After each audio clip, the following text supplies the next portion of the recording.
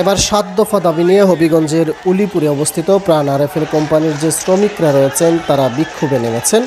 আজকে দুপুরের দিকে মূলত তারা প্রথম অবস্থায় এই বিক্ষোভে নামেন এবং একই সাথে তারা যেটি বলছেন যে তাদের ৭ দফা দাবি রয়েছে, সেই ৭ দফা দাবি বাস্তবায়নের জন্য মূলত তারা মাঠে নেমে এসেছেন। অর্থাৎ সকাল থেকেই অনেকটা সেখানে কিন্তু উত্তপ্ত পরিবেশ বিরাজ করছিল। এরপরেই সেখানে হাজার হাজার শ্রমিক জড়ো হয়ে কারখানার যে ভেতরে তারা বিক্ষোভ মিছিল করতে থাকেন। তারা যেটি বলছেন যে এটি তাদের গণমিছিল, একই সাথে তারা মানববন্ধন কর্মসূচিও পালন করছেন।